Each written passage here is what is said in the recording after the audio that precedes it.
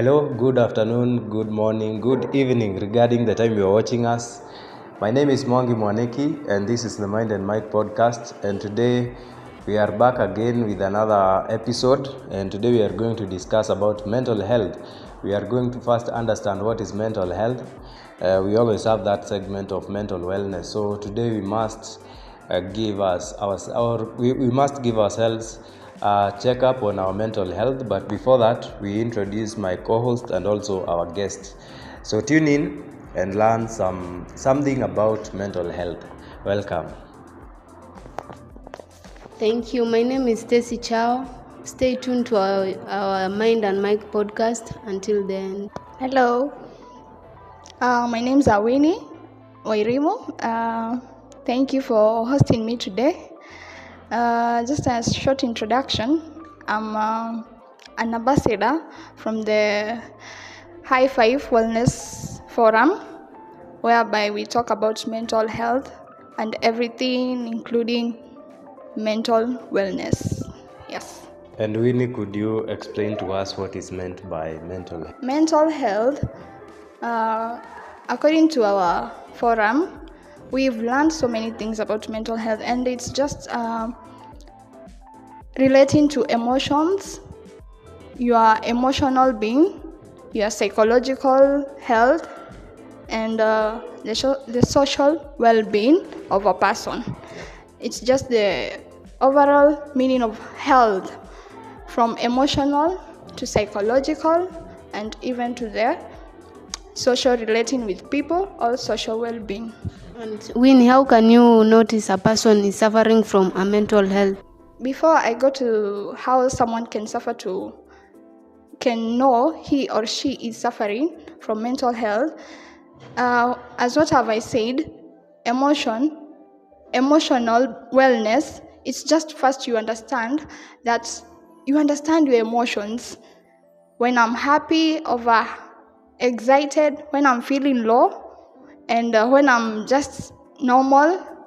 Yeah, and when we come to psychological, it's how your brain processes the events or life experiences that you have gone through, maybe in a day or in some events.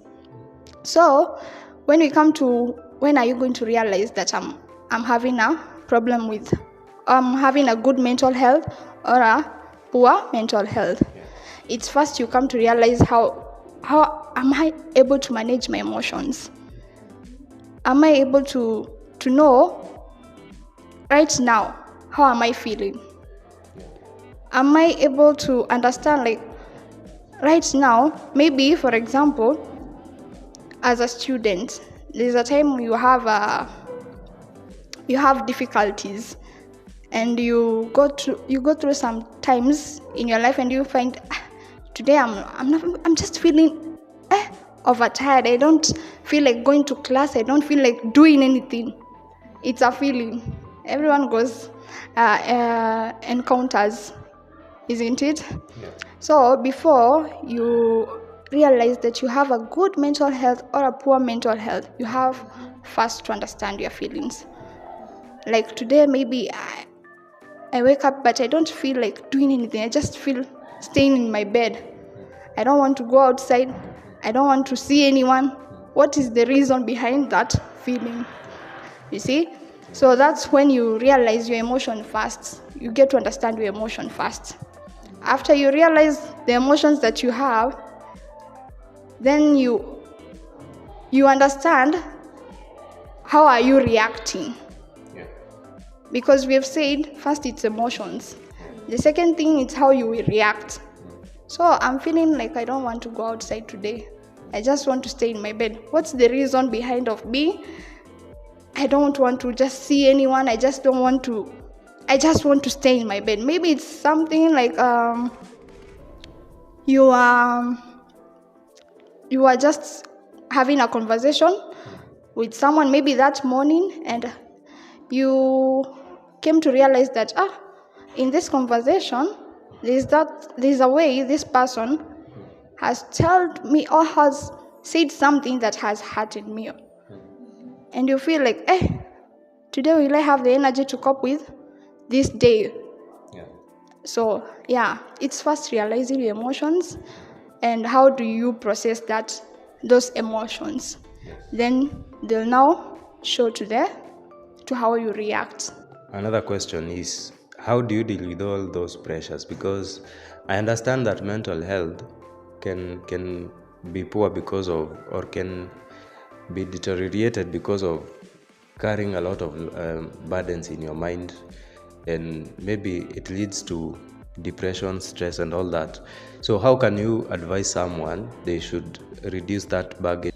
How will you advise the people who have mental issues, like to be able to realize themselves and also fight the emotions and the mental health sufferings? Okay, how? It's just when you have just realized, there are steps that you need to take. Like, for example, I have realized, like, today I just feel like I don't want to do anything. Who is my closest friend? Whom can I open up to? Whom can I just call in the time being and explain or tell him or her? The first thing is, after you have realized that I'm going through something that it's making me like I don't want to do anything else. I just feel low. I just feel like I don't want to do anything. What the next step? Seek help, because you can, after you realize it, you need to ask, who can I call or who can I tell? That is, you should have close relatives or a friend whom you can open up to.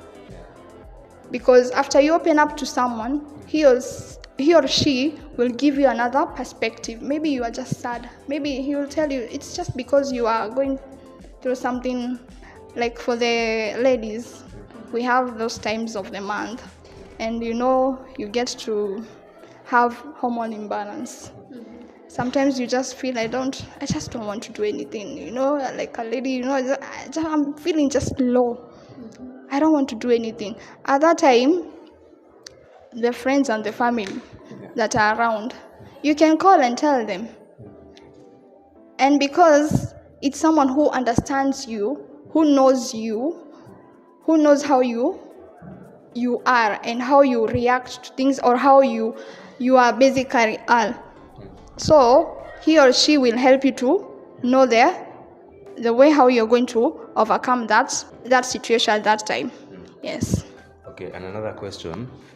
What do you think of the people who think, like, when you have mental health issues, and maybe for people who are depressed, they rush to judge and say you are running mad or you are out of your mind?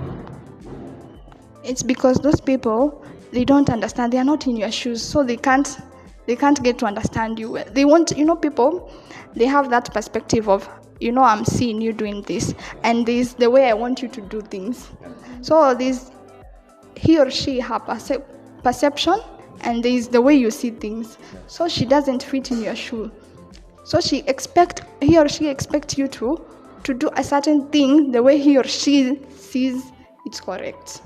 But I think that's not right. It's just the way you are. If you see someone is going through something like that, a hard time, just approach him or her, and not in a crowded place, just to shame her.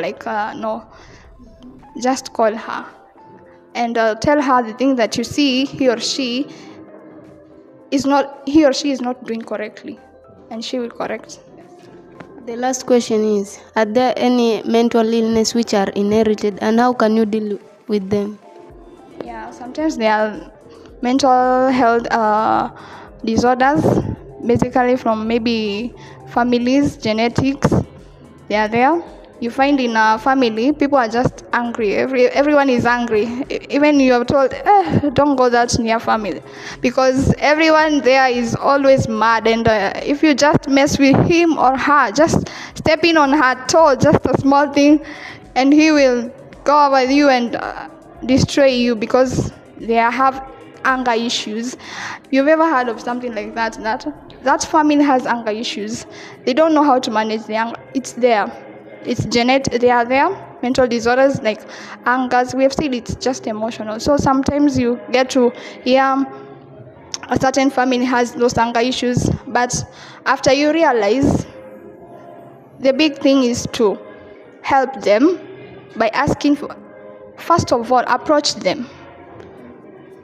Tell them the way the way sometimes someone can do some things and he or she doesn't know if he has done something that is not right. So that's why I said psychological, which is you have to, the processing of your mind. When you are happy, you can't know the reaction that you will take. You'll just sit later and see, oh my goodness, I did some things that are not right, and I was so overjoyed and I was so excited. So it's just seeking help for those people. After seeking help, meditation also. Urge them to meditate. Urge them to take their physical health important. Yeah, exercise is also important. Thank you so much for having you. That has been Mind and Mike, and we have been talking about mental health. Let's meet in the next episode. My name is Mwangi Mwaneki. We have been having Stacy Chao and Wairimu Winnie. Thank you so much. Bye-bye.